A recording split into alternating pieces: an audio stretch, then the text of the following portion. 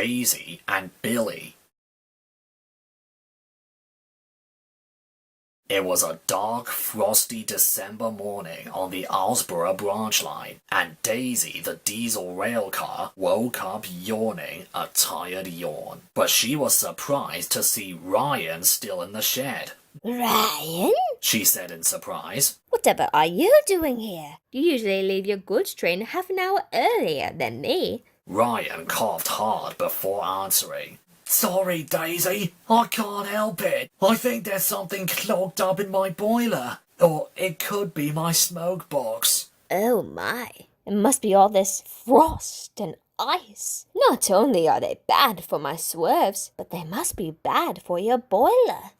No, I think it must be... Come on, Daisy interrupted. We must tell the fat controller at once. While Daisy was kindly pushing Ryan to the nearest repair yard, she found the fat controller in Knapford Yards.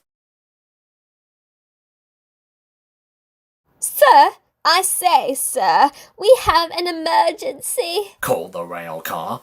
Well, I wouldn't really call this an emergency, Daisy, said Ryan in a wheezy voice. Ryan, asked the fat controller, what's wrong with your voice? Do you feel ill? Well, you see, sir, Ryan coughed. My crew, they hadn't had time to clean out my smokebox for the past few days. They've been helping the family out with their house bills. You know how it is, sir.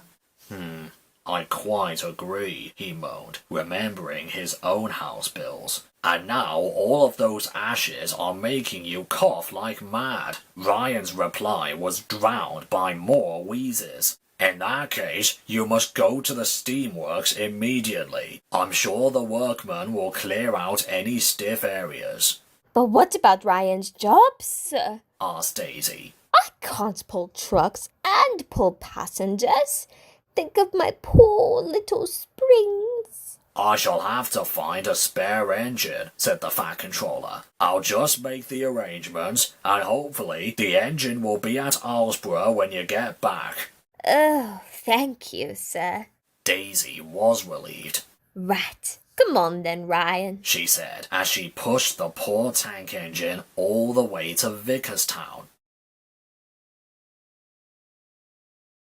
Daisy was sorry to see Ryan in such a state, and sorry that she had to be away from her best friend for a while. Ryan felt the same way for Daisy, but they both knew that Ryan was in good, trustworthy hands at the Steamworks, and, Hooks too. As Daisy was rolling her way back to Harwick Yards, she was wondering who the replacement engine will be. True to the fat controller's word, he was already at the shed, waiting for her. Daisy never recalled seeing this engine before. He was a little orange tank engine. Hello there, said Daisy as she rolled up. I don't recall seeing you before. I don't think I've seen you either, replied the tank engine. I'm Billy. I've actually worked here on Sodor a while ago, but I don't think you were there. I have worked here long before then, corrected Daisy. I've just never seen you before. So, you're the engine substituting for Ryan, are you? asked Daisy. Oh, yes, answered Billy excitedly. The fat controller sent me. I can't wait to start work. He paused for a moment.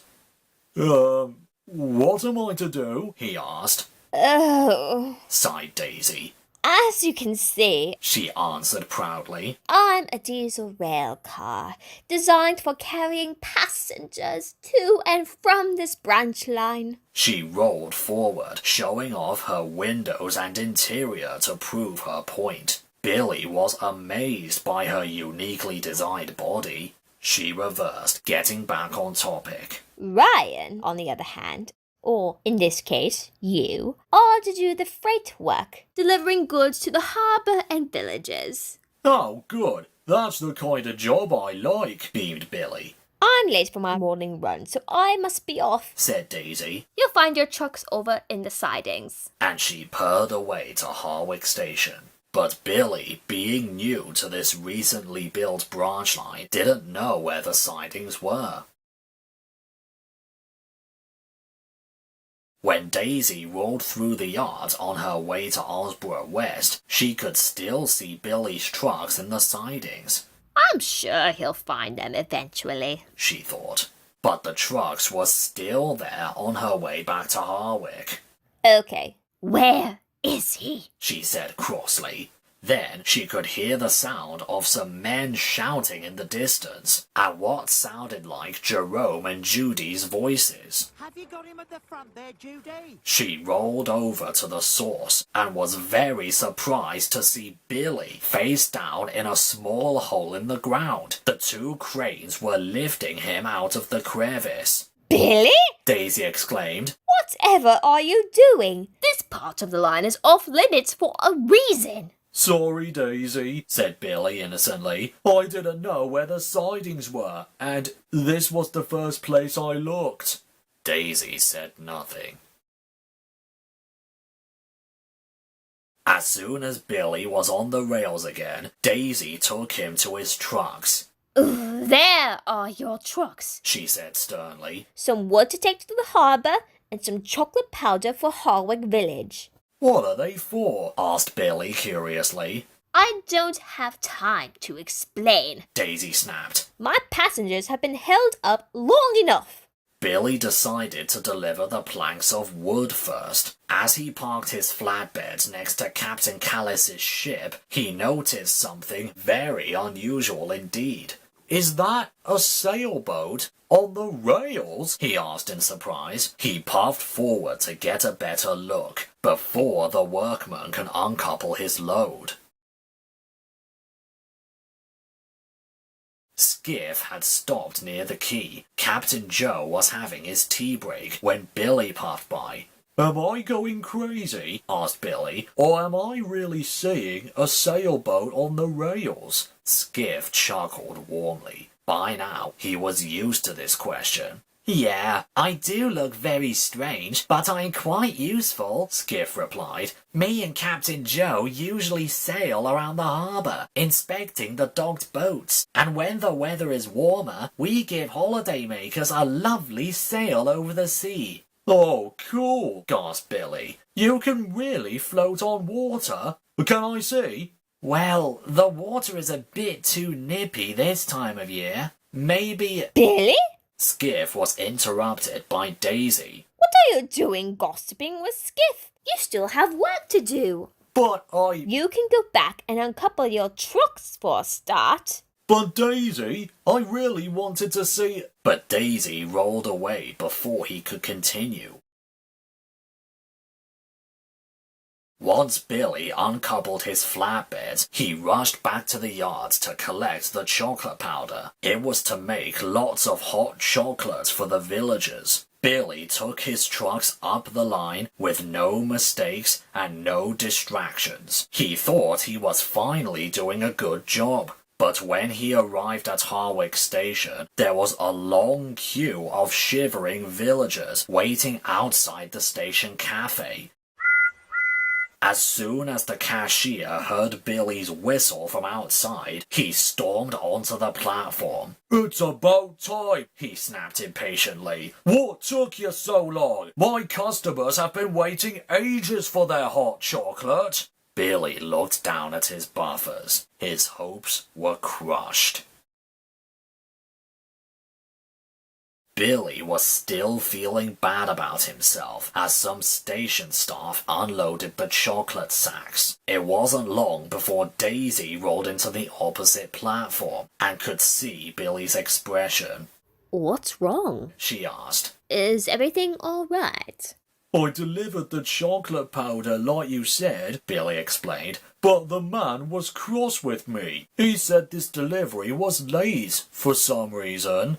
Oh, you silly Billy, Daisy groaned. You were supposed to deliver the chocolate first and then the wood, so that the villagers could have their hot chocolate as soon as possible. Well, how was I supposed to know that? Asked Billy crossly. You didn't tell me beforehand. You only told me to deliver them. Before Daisy could reply, she thought for a moment. And then she could understand what he meant. She looked over to him in disgrace. Actually, you're right. Maybe I should have told you about the order. I usually tend to forget certain things, you see. I would forget to fill up on coal and water, or get easily distracted by things around me. And I've been working with Ryan for a while now, an engine who knows these jobs and this branch line inside and out. That I thought you didn't need any help. Both engines felt ashamed about each other. So Daisy, feeling the most responsible, decided to make amends. Tell you what, She said kindly. Ryan is due back from the Steamworks in a few days. After my final passenger run, I'll give you a tour of the branch line. I will make sure you will do a really useful job. You will? Oh, thanks, Daisy, said Billy, feeling a little bit better. So that evening, Daisy took Billy along the branch line, showing him all the good stops and the types of freight he was to deliver. In the right order, of course. And for the next few days, while he still needed to remember a few things, Billy's deliveries were closer to being on time, with no further distractions from his surroundings. When Ryan was as good as new, he went to meet up with Daisy and Billy at Owlsborough Harbour. Ryan! Cried Daisy in delight. She was pleased to see him again. How are you feeling? Oh, much better, thanks, sighed Ryan. It feels so great to be breathing properly again. Did anything bad happen while I was away? Not really, said Billy, but with Daisy's help, I think I did a good job. Even though we now have a weak bit of ground that needs filling up, Daisy muttered to herself. Before Billy could return to the main line, he heard a familiar voice coming from the ocean below. Ahoy, Billy, called Skiff. It's quite cold in here, but what do you think of my sailing? Wow, that is unbelievable, gasped Billy. I really want to do that myself. And he puffed backwards towards Skiff's port rails. What? Cried Daisy and Ryan. Ryan watched with confusion as Daisy tried to stop that poor silly Billy. Billy, don't! You get back here right now! Billy!